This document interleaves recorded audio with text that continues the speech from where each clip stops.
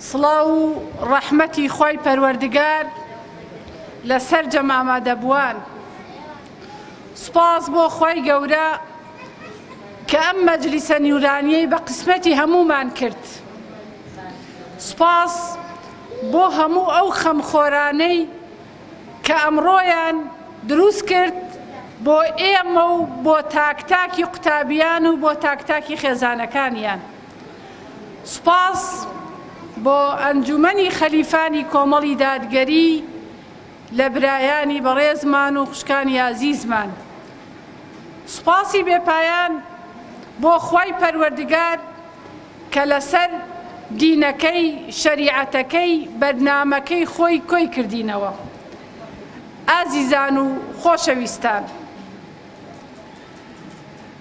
مناڵە چاوگەشەکان، خاتونە ئازیزە خۆشەویستەکانمە، ئەمڕۆ ئەم بۆنەیە بەهۆی ئەوەوە ساز کراوە کە سوپاس بۆ خوا کۆمەڵێ مناڵی چاوگەش بە کچ و کوڕەوە چوونەتە هەرێمی زێڕینی فێربوونی قورئانی پیرۆز. کە دەڵێن هەرێمی زێڕین مەبەست چییە؟ خۆشەویستان و ئازیزان، بەپێی ئەو کاتەی کە بۆ من دیاری کراوە هەوڵەدەم زۆر بە کورتی ئاماژە بە هەرێمی زێڕینی قورئان بکەم کە گەورەترین بەرەکەتی خۆی پەروەردگارە بۆ مرۆڤەکان، بۆ دڵەکان و بۆ خێزانەکان. قورئانی پیرۆز کاتێک کە تۆ دەچیتە ناو ئەو هەرێمە زێڕینەوە بزانین چ کاریگەری و سوودێکی هەیە بۆ من، چ کاریگەری و سوودێکی هەیە بۆ ئینسانی ئیماندار و بۆ ئینسانی خواویست، ئەو ئینسان و مرۆڤانەی کە یانەوێت بۆ خوا سوڵحاو بن، لە پێناوی خوادا بژین و لە پێناوی خوادا بە ڕەزامەندی خۆی پەروەردگار ئەو دنیایە بەجێ بهێڵن. خۆشەویستان، قورئانی پیرۆز یەکەم دوێنەری فیترەت و سرشتی مرۆڤە، کەواتە مرۆڤ ئەگەر بێوێت خۆی بدۆزێتەوە، هەویەتی ڕاستەقینەی خۆی بدۆزێتەوە، بزانێ کێیە، لەکوێوە هاتووە، بۆ کوێ دەچێت، ئەبێت وەڵامی ئەم پرسیارانە لە هەڕێمە زێڕینەکەی قورئانە بدۆزێتەوە. ئەویش بەچی؟ بە فێربوون، بە خوێندنی، بە تێگەیشتنی، بە وەرگرتنی ئەو زانستانەی کە پێویستە لە قورئانەوە وەریگرین. کەواتە خاڵی یەکەم کاتێک کە تۆ ئەچیتە خولێکەوە، دەورەیەکەوە، دەرسێکەوە کە تێیدا فێری قورئانی پیرۆزە بیت، یەکسەر هاتوویت سرشتی خۆت، فیترەتی خۆتت تەسلیمی ئەو پەیامە ئاسمانیە کردووە، ئەو پەیامە ئیلاهیە کردووە. چونکە خۆی پەروەردگار کاتێک کە مرۆڤی خەلق کرد بە ئامانج بە مەبەست خەڵقی کردووە و قۆناغ بە قۆناغ پێغەمبەرانی ناردووە عەلەیهیمو السەلام بۆ ئەوەی هەر پێغەمبەرێک لە سەردەمی خۆیدا ببێتە ڕێنیشاندەرێک بۆ قەومەکەی، ببێتە پێشەوایەک، ببێتە مامۆستایەک و ڕێنمایی کات بەرەو ڕێگە ڕاستەکە کە هیدایەتی خۆی پەروەردگار و دۆزینەوەی گەیشتنەوەیەتی بە لقاء الله. خاڵێکی تر لە قورئانی پیرۆزە کۆمەڵێ یاسا و دەستور هەن بۆ ئەوەی مرۆڤەکان پەروەردە بکرێن بەو یاسا و دەستور و بەرنامە قورئانیانە. ئەمە تۆ چۆن پێدەگات، چۆن فێریە بیت کاتێک ئەچیتە ناو ئەو خول و دەوراتانەی کە فێربوونی قورئانە. کەواتە بە فێربوونی قورئان تۆ سرشتی خۆت، فیترەتی ڕاستەقینەی خۆت، فیترەتی مرۆڤ کە فیترەتێکی پاکە، کاڵێ ڕۆحی ئینسان وەکو لەوحێکی سپی وایە، هیچ شتێکی پێوە نییە. بەڵام ئەم لەوحە سپیە چۆن بە پاکی ئەمێنێتەوە کاتێک ئەم لەوحە سپیە کە ڕۆحی ئینسانەکانە، کە ناخی ئینسانەکانە، ئاودێریەکرێت بە قورئانی پیرۆز، بە ئاەتەکانی قورئانی پیرۆز، و لێی چییە بێت؟ لێی شارەزا ئەبێت. کەواتە هەمووتان دڵنیام هەستان بەوە کردووە کاتێکە قورئانە خوێنن چ ئاسوودەیەک لە ناختا دروستە بێت، چ پەیوەندیەکت لە ناخا دروستە بێت، چ خۆشەویستیەکت بۆ خۆی پەروەردگار لا دروستە بێت، چ خۆشەویستیەکت بۆ ڕەسوول الله سەڵات و سەلامی خۆی لەسەر بێت بۆ دروستە بێت کە ئەم پەیامە، ئەم قورئانە لە ڕێگەی ئەوەوە گەیشتووە بە ئێمە. ئەوە ڕەسوول اللهە کە قوتابخانەی ئێمەیە، کە مامۆستای ئێمەیە، کە پێشەوای ئێمەیە، کە سەرداری ئێمەیە. کەواتە بە خوێندنی قورئان، بە تەدەبور لە قورئان هەز بە ئاسوودەیەکی دەرونیەکەین. کاتە خۆی پەروەردگار دەفەرمێت ئەلا بذکر الله تطمئن القلوب، بەشێک لەو زیکرە، گەورەترین زیکر، گەورەترین پارێزەری مرۆڤ لە دنیا و لە حەیاتی بەرزەخ و لە قیامەتە قورئانی پیرۆزە. کەواتە ئەوە ئەرکی سەرشانی هەر تاکێکی باوەڕداری ئیمانداری موسڵمانە کە فێری قورئان ببێت، لێی تێبگات و بە فێربوونی قورئان، خوێندنی قورئان پێش هەموو کەس گەورەترین خزمەت بە خۆتەکەی. چونکە کاڵین مرۆڤ دوو بوعدی هەیە، بوعدێکی مادی، بوعدێکی معنەوی. بوعدە معنەویەکەی تۆ ڕۆحی تۆیە، ئەو ڕۆحەی کە لەلایەن خۆی پەروەردگارەوە بە تۆ بەخشراوە. کەواتە بۆ پاراستنی ئەو بەخشەی خۆی گەورە، بۆ پاراستنی پاکی دەروونمان، پاکی ناخمان، کە ئەم پاکی دەروونە یارمەتیمانەدات کە ڕێگەیەکی ڕاست و مستەقیم هەڵبژێرین، پێویستمان بەوەیە کە شارەزابین لە خوێندنی قورئان، قورئان بخوێنین و لێی تێبگەین و عەمەلی پێ بکەین. وتمان یەکێکی تر لە فەزیلەتەکانی خوێندنی قورئان و فێرکردنی قورئان و فێربوونی قورئان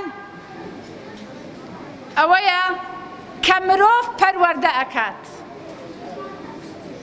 واتە ڕێگەی ڕاست، ڕێگەی بۆ خواژیان، ڕێگەی بۆ خوا سوڵحان، ڕێگەی ئەوەی کە لە پێناوی خوادا هەموو توانا و حەرەکەت و هێزی خۆم بەکارەهێنم چییە؟ فێربوونی قورئانە. با زۆر نزیک بڕۆین کاتە خۆی پەروەردگار لە قورئانی پیرۆز لە سوورەتی فاتحەدا دەفەرمێت الحمد لله رب العالمين. ئەزانن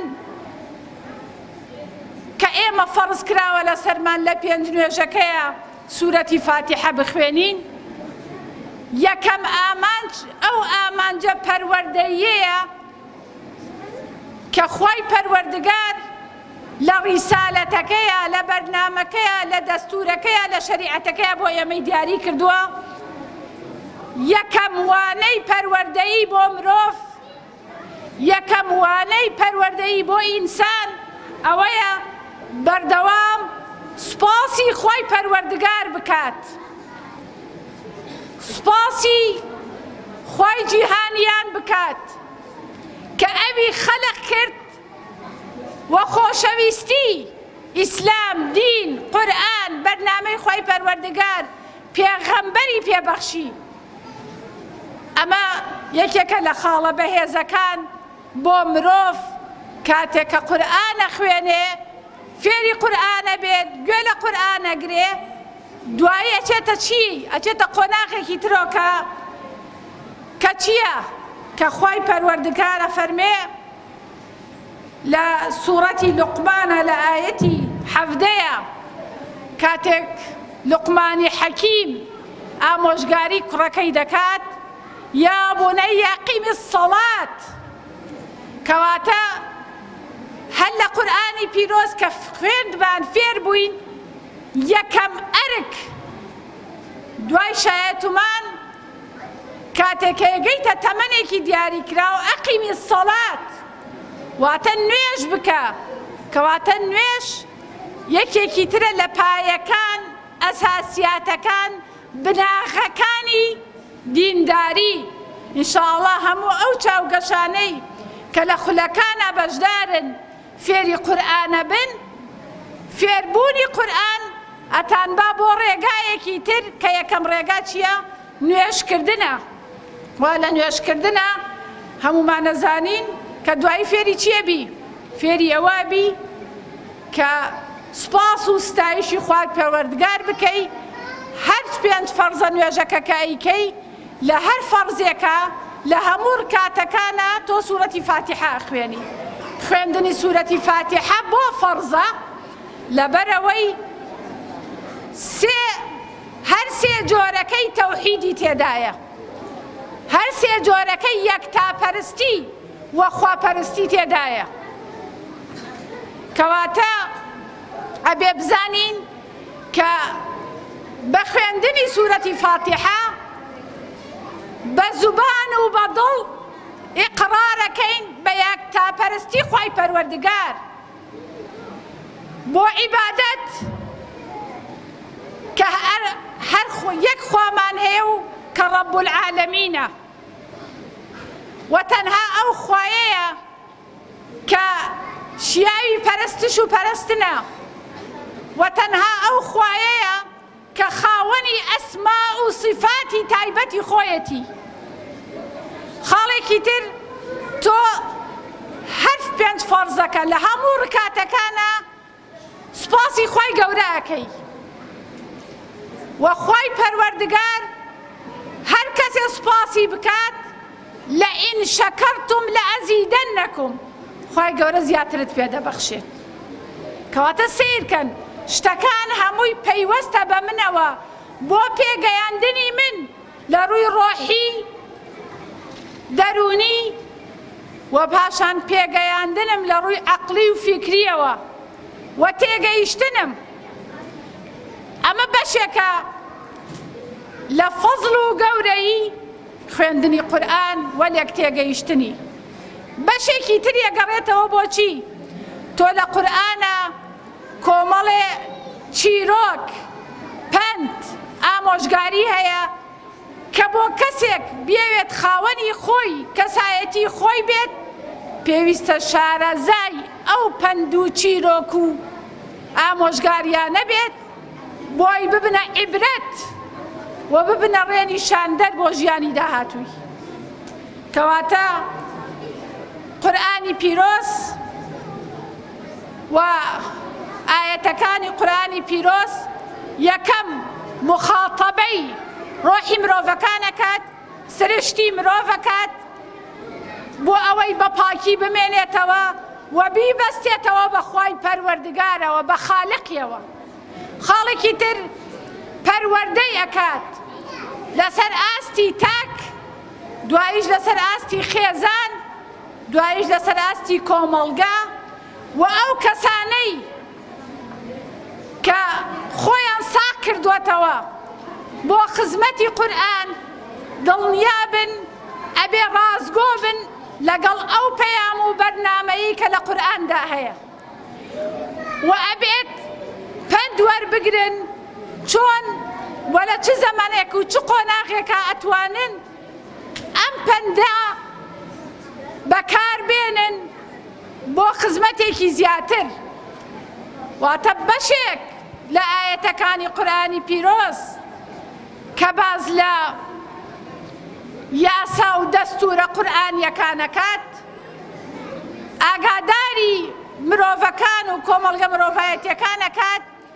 ئەبێ ئاگاداری ئەوە بن لە هەر شوێنێکن ئەبێ لەو سنوورەی تۆ کار بە یاسا و دەستوری قورئان بکرێت یاسا و دەستوری قورئان سەرچاوەی سەرەکی و بنیادی بۆ یاسا مەدەنیەکان بێت نابێ هیچ یاسایەکی تر خۆی بکا بە جێگرەوەی یاسای قورئان و بەرنامەی خوای پەروەردگار چونکە مرۆڤەکان لە سایە و سێبەری بەرنامە و یاسا و شەریعەتی خوای پەروەردگار ئەتوانن ئاسوودەیی دنیا و ئاسوودەیی قیامەت بەدەست بێنن بۆیە ئازیزان خۆشەویستان ئەوەی گوێی لە بەرنامەکەی ئێمەیە لە خیتابەکەی ئێمەیە ئەبێ ئاگادار بی بەردەوام پشتیوانی لەو هێزانە بکەن